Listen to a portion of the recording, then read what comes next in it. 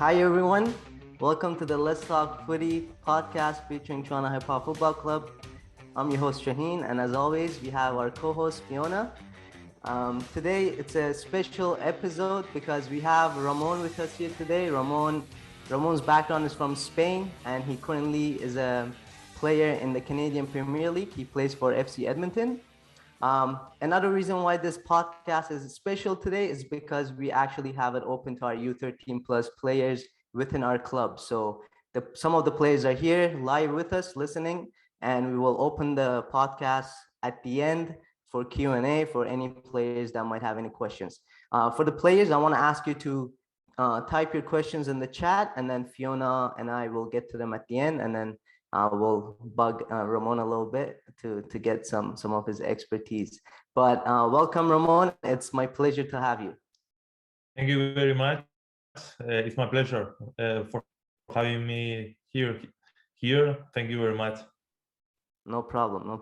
Before I get to your actual professional playing career, I wanted to, because we have all these young players here, I wanted to ask you to tell us a little bit about how your upbringing was in Spain, if I'm not wrong, and how you got introduced to playing soccer, how your youth playing career was, and then we'll get to the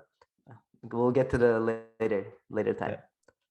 Yeah, as you say, I'm from Spain. Spain is a very football country.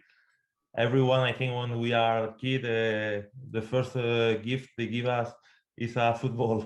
It's a football. So it was easy. All my friends was playing football. At the school, we were playing football. So I think most part of the people that I know from Spain, they have played soccer when they were young. So that's how I started to play soccer when I was very, very young.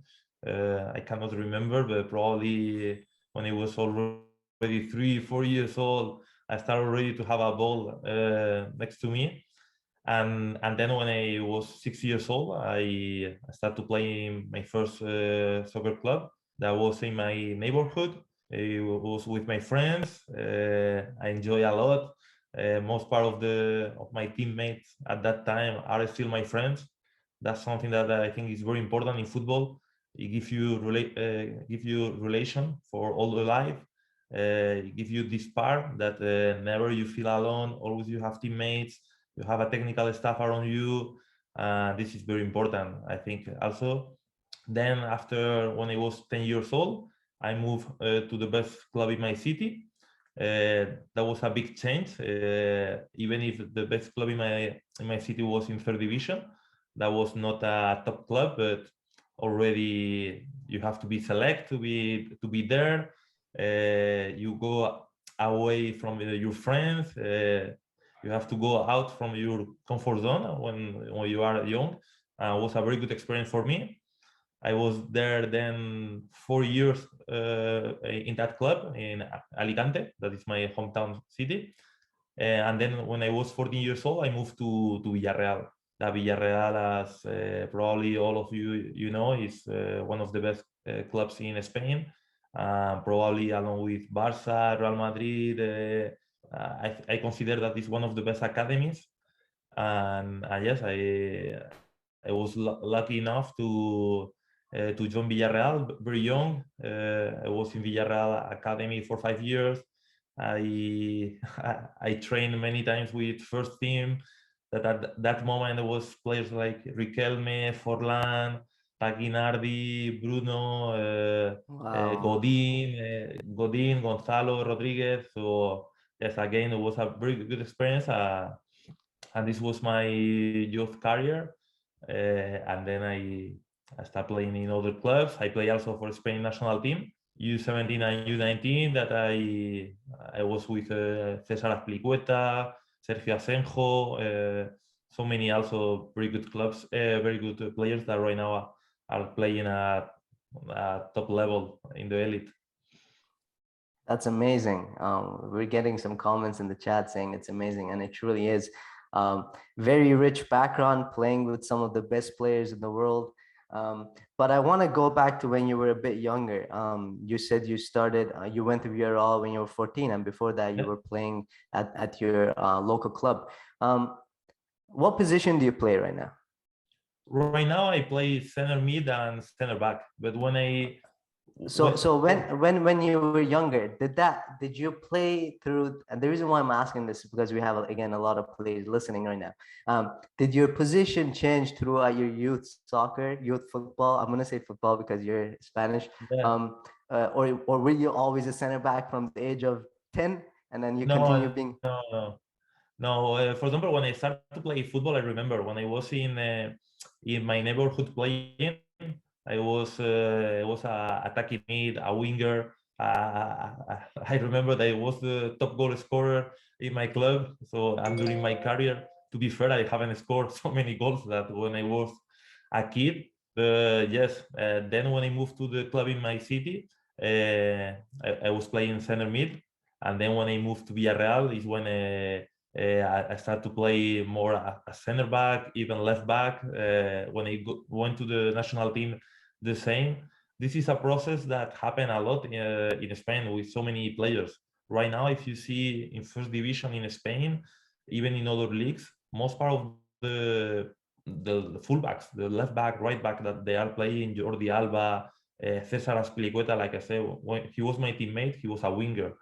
So this is some of the process that you see that so many players they start his career playing maybe in more attacking position, and then they start to play more as defender. But also now it's happening also the opposite, like like Llorente or other players that maybe they start to play in more defensive position, or Gareth Bale that at the beginning was more left back and he finished his career left winger. And I think in modern football, it's very important to be able to adapt to different positions. This is very important. And I think if you are intelligent enough, to understand the game, you can adapt, to different position. And it's something that always the coaches, they like this. They to have players that can play in different positions. Versatile. And if I can Versatile. give, yeah, if I can give any recommendation to your players, is this: to be open mind, to play at any position. In any position, you can learn something that can help you to play in other position, and this is going to make you a better player. And this is the most important at the end, is to develop at any position, just to add more skills, more knowledge, more tactical understanding. This is the key at the end to become pro and to develop in a better player. That's awesome. I couldn't have said any better. I see Actually, Fiona nodding. I just really love that, because I feel like even like I see it like with the youngest, like U9, they're like, I only want to play here. I only want to play here. I'm like, no, we're just gonna try everything. Like, you have to try everything. You can't be like stuck in one thing. Like, you have to be able to be versatile. And I always tell them, like, if you ask me to play here, I'm not putting you there. I'm putting you the complete opposite, or I'm putting you here.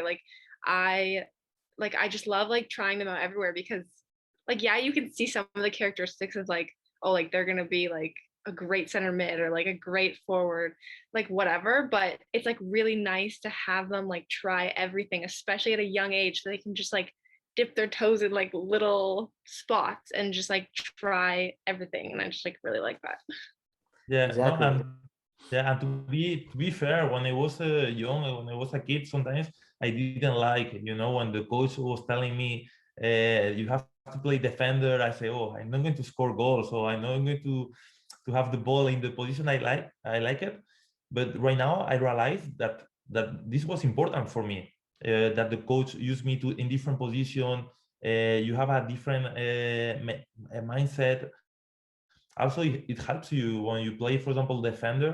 It helps you also to understand, when the defender has the ball. After, when you play center mid, what has to be your movement to receive better the ball, how you can help more the center back, because you understand different position. And I think when you are young, at a young age, you have to play in different position. This is going to give you more knowledge, and also it's going to help you to understand your teammates better. And probably if you want to become pro, maybe you are going to have more option to become pro playing in a position that fit more your quality, that if you want to play a striker, because at the end of the day, you just can't play one striker in the team. So this is something that for me it has helped me in my career, but I would like to have known this when I was younger. Yeah. I read a post recently. I don't know if it's true or not, but I saw that Lewandowski started off as a center back for his country. He came on as a sub to play center back, and then now he's the top scorer in his country. Anyways, I want to move on a little bit. So you went to Villarreal and you played there for 5 seasons, and then what happened from then on? And then how did you end up here in Canada? So if you want to give us from that to Canada, just paint the picture for us. Just quick summary. I played for 5 years in Villarreal. Then I have an offer to play for Mallorca. That at that time was in second division B. That was the same level than Villarreal B. That is the second team. I had the opportunity also there to train every day with the first team. This was something that I didn't have at that time on Villarreal. That was just sometimes, so it was very good for my development to train every day with a first team from first division. And I played there for 2 years. Then I couldn't make my debut in first division. I wasn't lucky. I was not good enough. That's both can be. And then I moved to other clubs in Spain, second division B. I moved then to play abroad to Norway, to Finland, to Slovenia. I played also before in 2014. I played for Ottawa Fury in NSL for 1 year, and then 3. So I made already some contacts in North America. 3 years ago, they called me. He called me Jeff Paulus. That was my former head coach in Edmonton.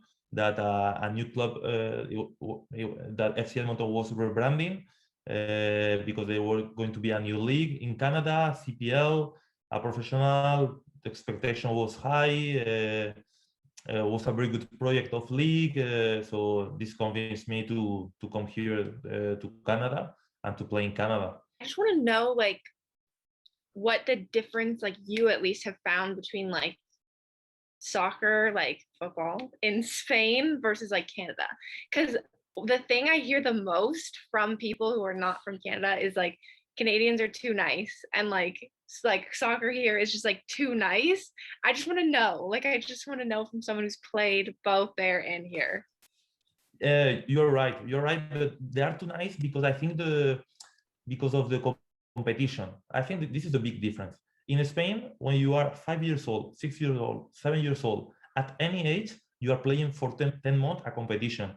And when you are 5 years old in the team you play, that if you finish in the bottom, you are relegated. The next year, you are going to play with 6 years old in a lower league that you were playing when you were 5 years old. And it's like this in Spain. And from the beginning, sometimes it's tough because I think not every player or every kid is ready to play with this kind of pressure. But that's why, depending on the club, you play in some clubs, you play in we can say the first division U7, the first division U9. And if you want to play for more fun, you play in a third division that there is no relegation. But the player, you get used since you are young that there is a competition. And even if you want to play in a better team, the next year they're going to have tryouts, they're going to have trial.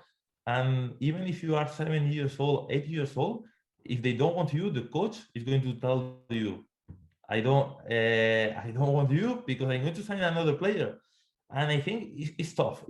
I don't want to say that I agree with this, but it's true that since a very young age makes you very, very competitive, and to realize that this is they prepare you for professional football.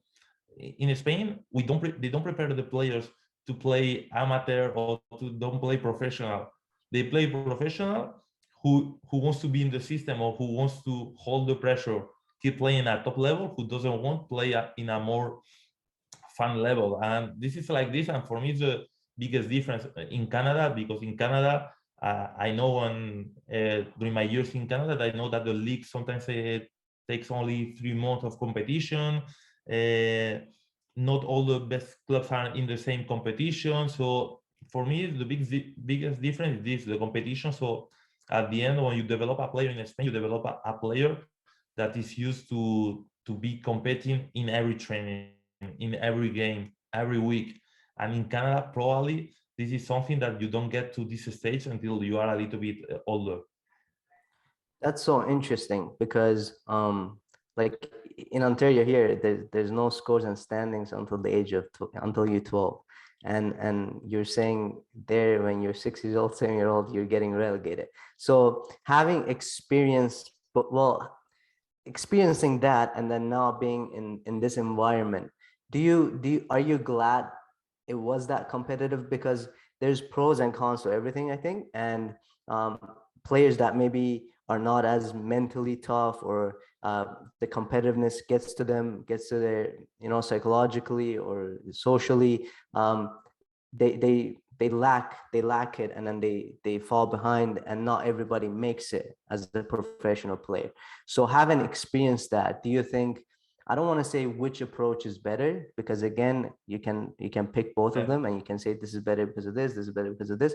But as a pro player now, are you glad that you went through that competitiveness at a very, very young age? Or do you think sometimes it's a little bit too harsh to relegate a player that's 7-year-old? I'm going to give you, my own opinion.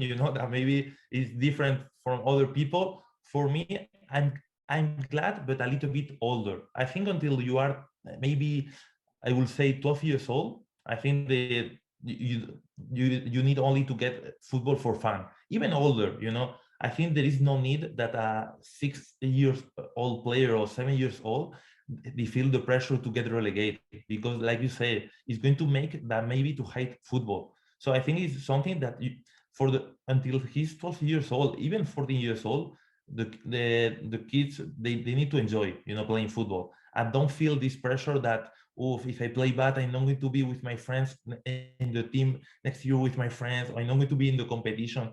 So I think it has to be something, a mix, not maybe so hard like it's in Spain, but maybe, for example, to start to have some competition when they are maybe like today, 13 years old, 14 years old. I think when they are at this age, I think they are already mature enough, the player, to start to feel this competition, to feel already to say, okay, I want to start to think on playing pro, or just I want to play for fun.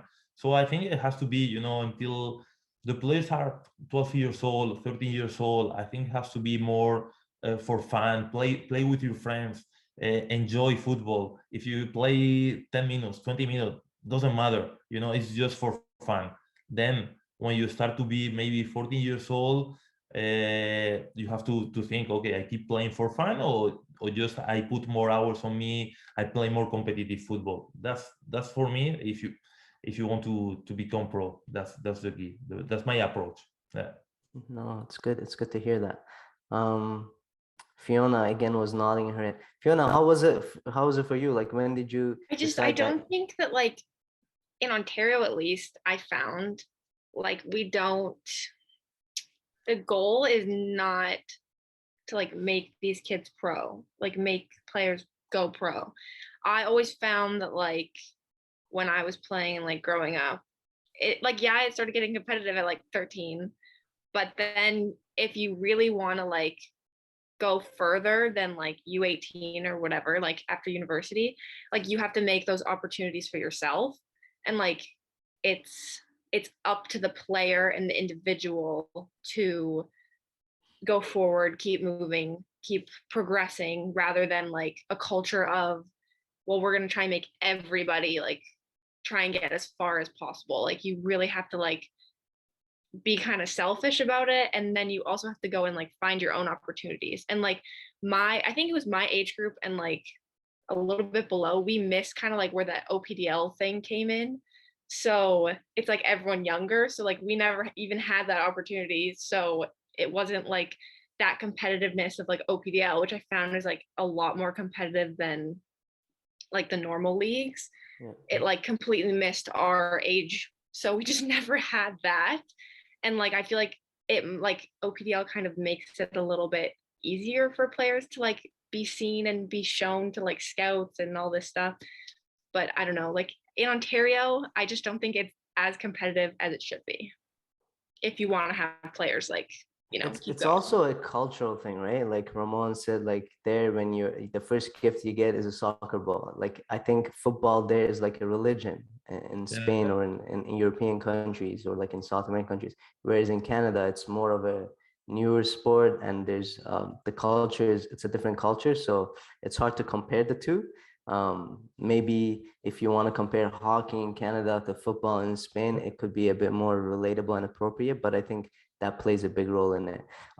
What about Canada and the CPL attracted you to come to this freezing country and experience 6-7 month winters?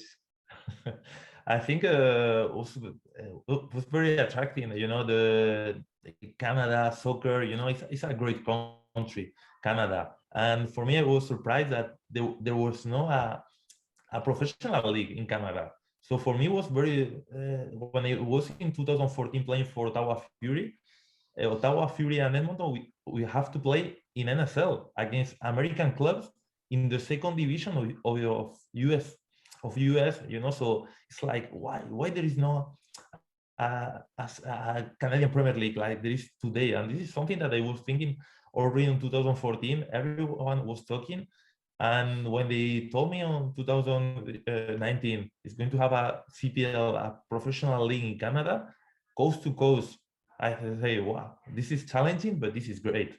And be part, because right now it's hard at the beginning. All the beginnings is hard because everyone has to get involved to follow the club, to know the league. But it's very exciting to be a part of something new, that probably in the future, when the CPL, maybe in 10 years, in 20 years, I'm sure it's going to be a great league in the world. I don't know if I don't think top 5, maybe top 20 or even top 10. I think there is a lot of potential. So probably in 10 years or more, or in 20 years, to say that I was one of the first players to play in the CPL. This is something that I cannot do in Spain, because the league has been for 100 years in England, in other parts of the world. And doing this in Canada, that is a great country. The difference is the weather with Spain, but it's something that is only a few months. So You never get used to it. I'm sorry to break it to you. No, never. No.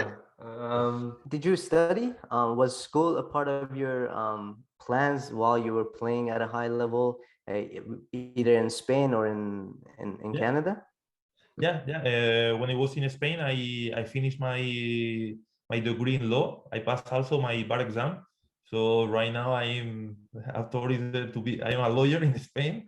I don't work as a lawyer, but I could go to course, and yes, I'm a lawyer. This is something that always I did. When I was young, always I have been studying. Also, right now I keep studying. I think it's very important to have something outside of football, because if not, your mind is 24 hours on football after training, and you need to disconnect. And also football, maybe if you are like we were saying, Cristiano Ronaldo, Messi, Lewandowski, you can you don't need maybe so much study. I think even if you are Cristiano Ronaldo, Messi, you need to study, because it's important, the education of every player. But the rest of players in the world, when your career finish, you have to still, there is a lot of life, and you need to work. So if you have a study, you are going to have more opportunities. And always, as I say, and always it's good to study, give you more education, and also I think it helps you. For me personally, I think I was able to understand quicker to my coaches, to understand quicker the tactics, because I was studying. And it could seem a joke, but it's true. This sometimes was the difference between my teammates and me, maybe my capacity to understand quicker something new. You were training your mind as well. That's why. That's right. Yeah, and Yeah. that's it. So and you work your mind, but in different ways. In one way that you disconnect from football, and in the second way, at the same time, it's helping you for football. So it's double beneficial. And I think any player, I recommend that keep studying. In football, it's hard, to get pro and to play for long. But even if you play, you need to have some education. That is key for me. That's awesome. Fiona, you were telling me a few minutes earlier that you don't have time. Okay. Yeah. Whoa. Yes, as a full-time student, it's hard. It's like definitely it's a hard thing to do, but it helps with time management. Like I felt even like growing up when I was just in high school and playing at the same time, like time management, like I like learned it a lot faster and a lot easier than like someone else who wasn't really in a sport and school. So like and work, like you have to kind of just like find a way to balance all these different things. And I think it's like really important to stay in school, kids, but like no, if you continue your education beyond high school, like it helps you in the real world and like helps you manage your time. Yes, all the time I like to say I have no time for things. I do have time. I just need to prioritize it better. And it I helps you agree. with that, right? Yeah. I mean, Ramon is a great example right now. Yeah, I So agree. your plan is to once when you retire in like 10, 15 years, Ramon, you think law is what you want to get into here in Canada, or do you think maybe I'm getting ahead of myself, but is the plan to stay in Canada, or do you want to go back to Spain and practice law there? What's the plan for the future? Do you No, look that much ahead? no, my plan probably in the long term is to be close to Spain right now because I have my family. I love Spain, but probably in the following years I would like to be in Canada because it's a great country. I want to still. I think the soccer can develop a lot. I think I can bring a lot to soccer in Canada. And yes, relating to lawyer, I have my degree in law, but also right now I have finished a sports management program. So I have also my UEFA B license. So I think I'm going to be more involved in more football management that's a lawyer. But always is good to keep learning. I think that's the most important. And maybe it's going to be my career off the pitch, hopefully in Canada, but maybe it's going to be, I don't know, in New Zealand or USA. I don't Yeah. know. The more you know, the more Yeah, options you will have, right? yeah. Wherever my passion and opportunities and football will bring me, I will go. So it depends. It's everything. I think it's about passion and motivation. Whatever motivates you, inspires you, you have to follow your gut, and I think that's the most important. Yeah. Yeah, well said, well said. Um, well, a couple of days ago, I was actually running some online sessions with my teams and my players, and the topic was lifestyle as a high performance player. And it seems to me like you had a very strict, I don't want to say strict, but you had a very disciplined lifestyle because you had to study, you had to be on top of school, you had to continue playing at a high level, train, take care of yourself. I want to ask about other things that you had to manage on top of those two things, things like nutrition. How much is nutrition important in terms of the quality of your life, the quality of your training, how much longer you continue to play, things like that in terms of lifestyle. Can you tell us a little bit about it? As you were saying, probably nutrition is one of the most important things. And before in the past, in football, uh, players didn't know this, coaches didn't know this, and that's why maybe our football player, when he was 30 years old, he was already old. Right now, you can see Modric, 36 years old, Cristiano Ronaldo, the same, and still they are fit. And this is because the main thing is because nutrition, because it's so important that sometimes people doesn't know about this. It's even more important nutrition and rest, sleep well, sometimes than the hours that you are going to use training on the pitch. Of course, it's important to train on the pitch every day, but there is a moment that there is not a big difference between training 4 and 5 hours in a day, but there is a big difference in what you are going to eat, in what you are going to rest. I heard one time Cristiano Ronaldo say, talking about this. He say, depending what he eats, his body, he's transformed himself, and it's true. For me, I remember after every game, depending what I eat, my body recover better or worse. And right now in football, that you have a game every 3 days, that maybe you play 50 games for season, you need to eat well, and also if you want to have a long career, eat is very important. And the same with the sleep. The best athletes in the world, not only football players, they talk about this, about the sleep. Maybe if you don't sleep well the first week, you cannot you are not aware that this is something bad for your body, but then in the long term you start to realize, to say, oof, I was not maybe sleeping well, and now is when you start to feel more tired. You feel that your legs are not at the same level. So for me, rest, that I mean with rest, sleep well, sleep when many hours every night, and also eat is very important for in lifestyle. Yeah. I'm so glad you bring that up. Fiona, how do you feel about nutrition and sleep as you're still playing? Okay. I think it's very important. I need to be more disciplined. Like, yes, I would consider myself a healthy person. I think I, can be disciplined in that way. Sleep is probably the only thing that is like the most difficult for me, because I just it's so hard to get into a good sleeping routine and then waking up and falling asleep at the same time.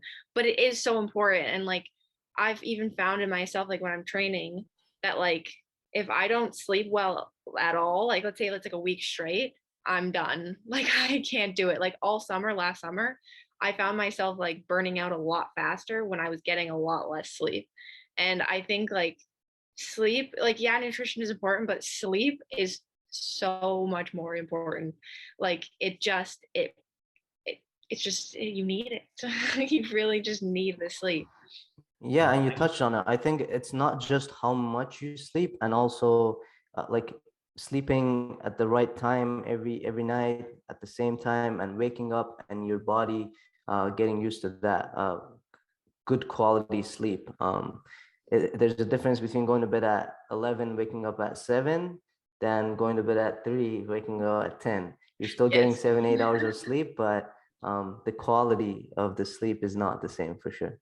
Completely agree, and there are many studies that they talk about this, that is different. You rest depending on when you sleep. And I want to share, with you one experience that I have. When I was 17 years old, I was in national team, and my roommate was Azpilicueta, that everyone knows from Chelsea. Azpilicueta, we were finishing of dinner, and he was on the bed, maybe 9:30, 10. He was already sleeping. And some players, they were saying, oh, this player, he's already sleeping, oh, this. Right now, look, winner of the Champions League, with Spain national, he's 33 years old, and he goes with Spain national team. And this is the key. A player that since he was 17 years old, 16 years old, he was working hard on the pitch, eating what he has to eat, and sleeping, at 10 p.m. And there is no any secret to be pro or to become elite. All these small details is what they get you. They make you the difference.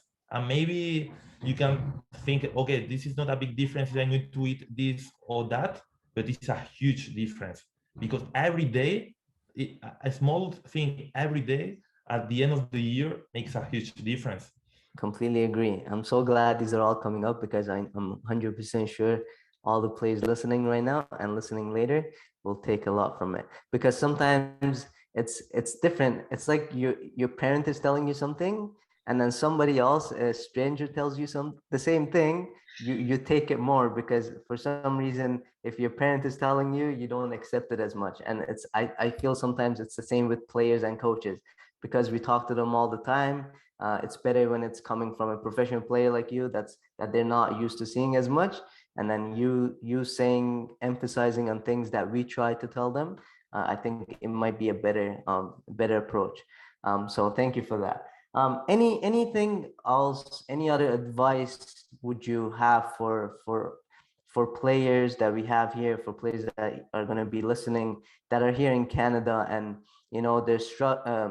they're juggling school, they want to play, they have like they want to play at a good level, high level.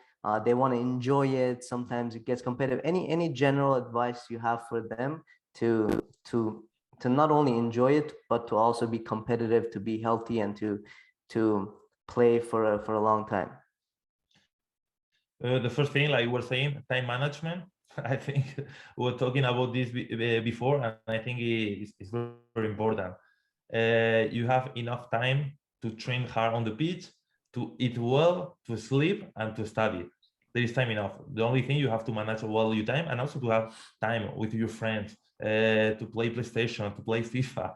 There is time for everything, but you have to manage well your time, organize. And if you start to do this when you are younger, this is better because it gives you some habits that this is very important.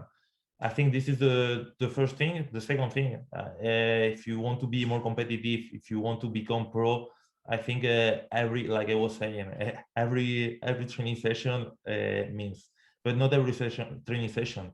I remember when I was 10 years old, the difference when I was playing with some of my friends that no one was pro, and I was talking the same, and we have the same experience with some pros that we talk. The difference maybe when we were 10 years old, 11, 14 years old, that in every drill we wanted to win, because every drill we feel that was important. It's not like, okay, this is another drill. There are some drills that maybe I don't like, or I like less than others. If I'm a striker, maybe I prefer one that is finishing. Okay, but this is not important. The important is every drill you are there, do your best, because this, at the end of the training, if you have done your best in every minute, you have to take advantage of the full training. At the end of the week, you have to take advantage of every session, and at the end of the year, this is a big difference with any player in other part of the world, in your city, at any level. And once you are there, you are on the pitch, do your best. You are there, do 100%. Why I'm going to give 80%? I want to take advantage of my time. And for me, this is something that also this is an habit. And when you realize that it's an habit, you cannot change your mind. Then you go to the training, and it's like, oof, I'm going to do my best here. Even on the warm-up, that is the more simple thing. Then it's the same. When you're going to eat, you're going to try to eat the best, because it's an habit to do the things well, and this is you are going to bring also off the pitch in your daily life to do everything the best of you. At the end, it's like every day or every moment be the best version of yourself. And just and the third thing for me also, believe in yourself. uh, uh, Everyone has to believe in themselves, because during your career as a player, you're going to have coaches that they like more your style of play, or others that they like less. You're going to have many challenges, maybe because things of the pitch, because anything, So at the end of the day, you have to believe on yourself. You have to believe in your skills, and if you want to become pro, or to keep playing football at better level, you have to believe that you can do it. Yeah, believe it, and then put the work in, be disciplined. Yeah. And as you said, winning and being competitive is not in games. It starts from training, and from every single drill or activity or any part of the session. If you're being competitive and that becomes a habit and becomes a part of who you are, then that's how you're just going to perform in games or wherever it may be in life. So that's amazing. Honestly, this is so great. I could sit here and talk to you about football and all this Yeah. for hours, but obviously I want to respect your time. I want to respect everybody else's time. Fiona, do you have anything you want to ask before we open it up to questions from the audience? I don't have anything to ask, but I'm just like in awe when you speak. Like everything you say, I just feel like I'm taking in, I'm just digesting it, but it's so meaningful and so impactful. I think this episode specifically that we're doing right now is I'm really happy that we opened up to players so that they can see this and they can, find a little bit of motivation in what, you're saying. And even I am. And it's just you made me want to just be this disciplined person and just keep going hard. And I don't know, I really am excited and happy that you decided to join us for this episode. Thank you very much. It's like I said, it's my pleasure to be here. And also, just I want to make sure that everyone, you have to enjoy it. Of course, you need to have discipline, but enjoying every drill you can do. You can give you 100%, but at the same time enjoying of the drill. That's also important. Enjoy what you do, because if you don't enjoy, you are going to quit. Or it's going to be more a sacrifice instead of a investment, if you want to say like this. For sure. I actually have one more question I want to ask you, and then we will get to the chat, Fiona, if you want to start looking. And I want to ask the players, if you guys have any questions, put them in the chat. But last question I have is, when you look back in your career and you look at the coaches that you worked under and you worked with, what separates a good coach from not so great coach? What stands out to you when you look back now? It doesn't matter if it's in your youth playing career or now when you're more professional. What stays with you?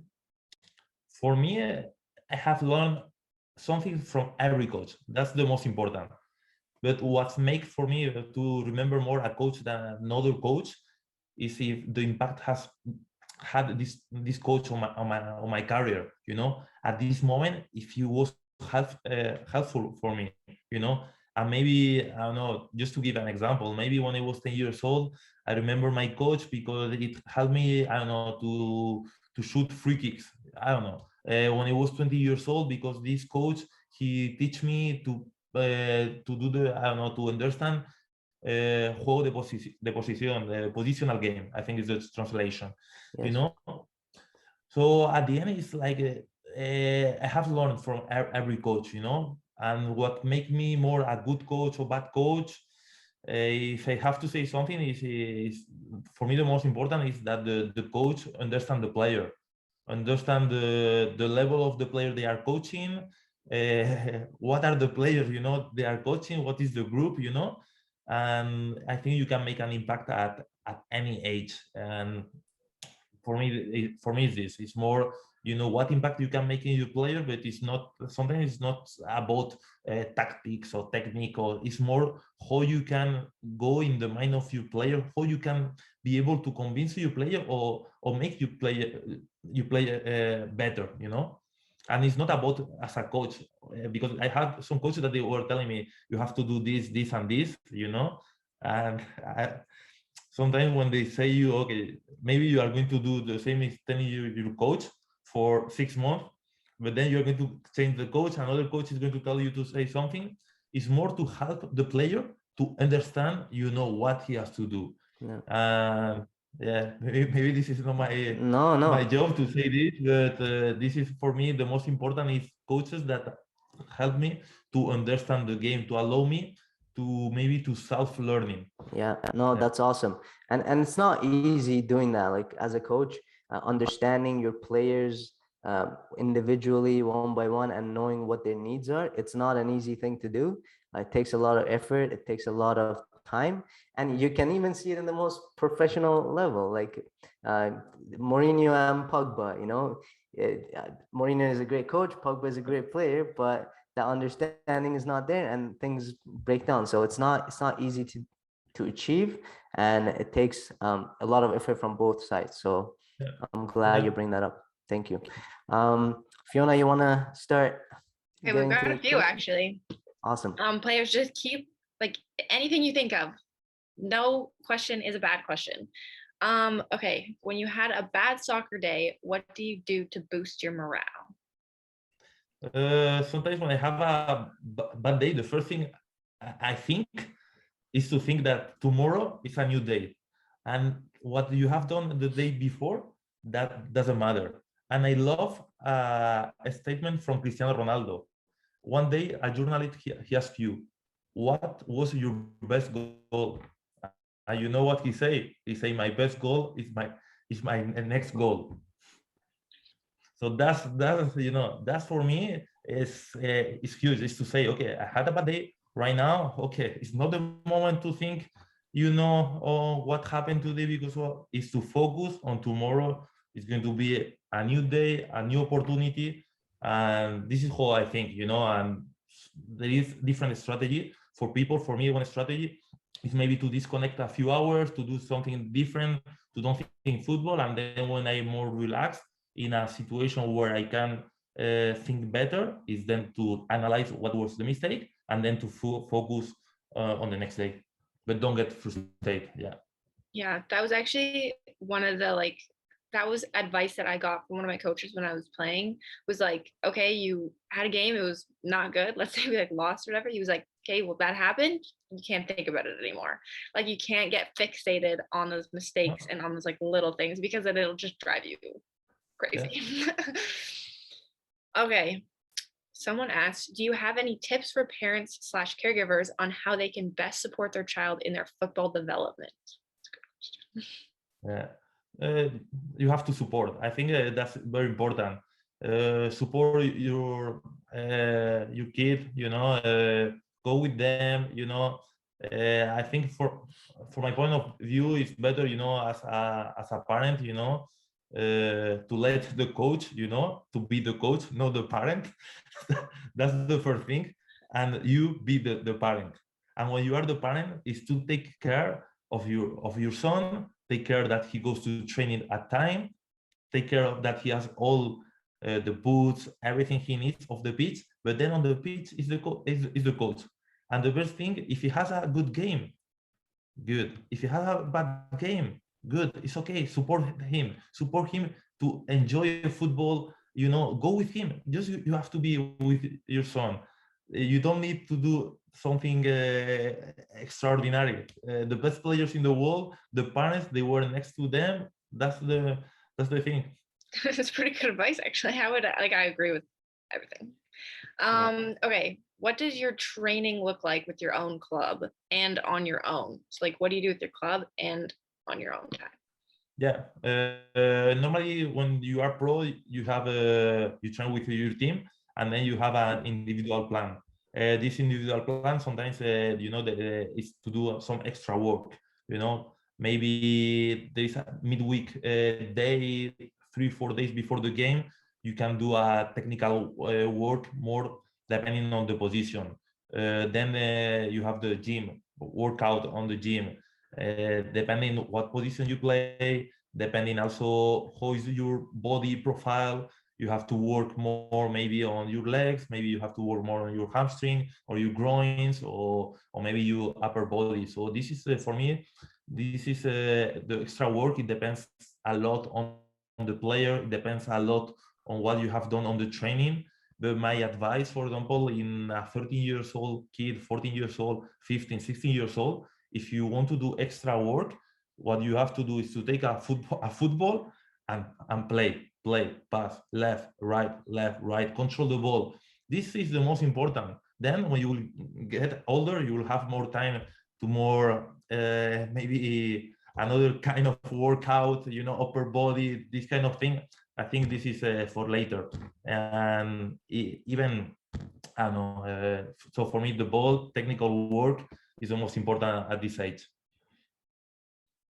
I actually kind of answered another question that someone asked, which is how do you know what to work on? So I guess it's just player by player. You just kind of have to know yourself, yeah, I guess. For me, it's player by player. Of course, there are sometimes that the coach, when he wants to do a double session, maybe in the afternoon you have a session only the defenders, only midfielders. Normally, when you have sessions in a day, unless there is pre-season. It's more specific work for lines or for position. But yes, if I have to recommend or give an advice for any player that wants to do extra work after training, that I think is a very good idea, is to take a ball and have more technique with the ball. Because this is true that if you give, I don't know, 500 touch on the ball, you're going to be better than one that gives 100. And if you do 1,000, you're going to be better. And when you are young, this is going to make more difference than when you become pro. That then there are other qualities that are more important. But when you are young, it's very, very important to have a very good control of the ball, because if you are able to control the ball, then everything is easy. The game is easy, and then you can start to develop more the tactical, the decision making.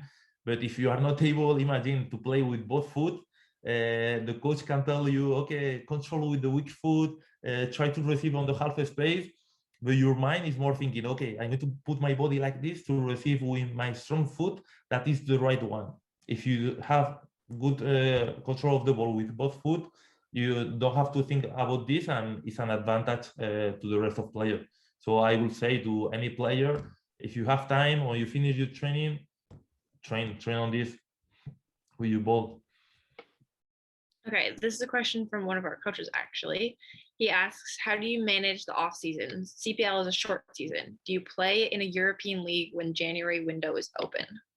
That is something that I would love. That the 3 years I have been in CPL, I would love to have played in a European league. The problem is with transfer windows, and transfer window in Europe start normally on January. CPL finish on November.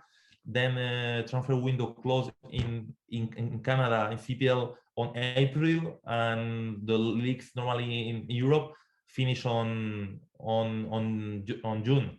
So it's hard. It's hard. What I do always when I come back to Spain, I train with a team here in Spain from third division. I'm here. I get everyday training, and I think because it's important to keep training. It's not the same training with a team that training by your own, but it will be perfect for me this to keep playing official games, and it's something that I have talked a few times, even to the league, that I think it would be a good idea to try to get some small deals with clubs to get the young players on loan for 3-4 months. That would be better, because obviously when you are 20 years old, 21, you need to play out of games, even more that I'm at my age, because you need to develop, and it's so long the off season in CPL that this is, I think, the only thing that is not good for young players. How did you plan your time to be able to learn and play at the high level? How did you manage your time? You manage your time. Maybe that's probably. How I manage? Okay.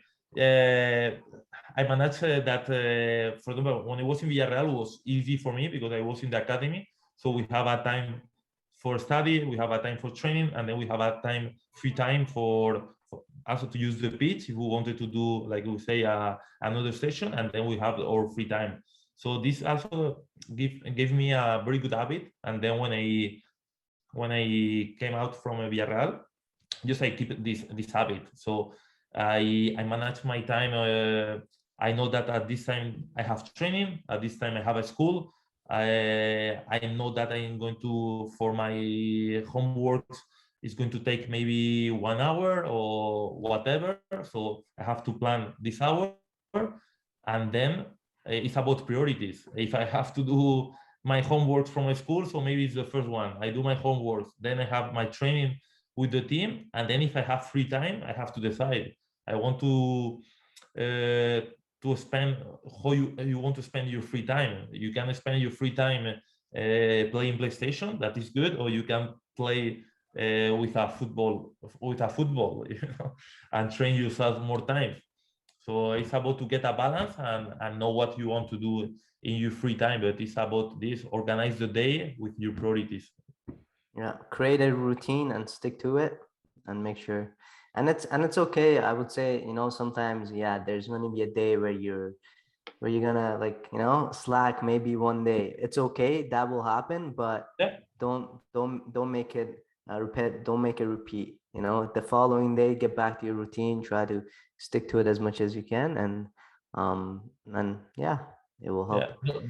Don't make me wrong, you know. I try to do, you know, my nutrition perfect, my sleep perfect, to sleep, you know, but as everyone, you know, we have some days that is not our day, and it's okay. It's okay. We are human, but you have to try to get an habit that 90% of the days you are able to manage this.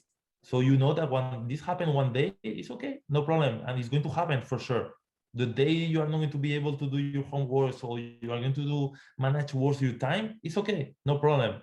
But what you have to make sure is that most part of your day you are able to manage, and you are responsible enough to go to training, to do your homework, and to do extra work if you want, and spend time with your friend. Yeah, awesome.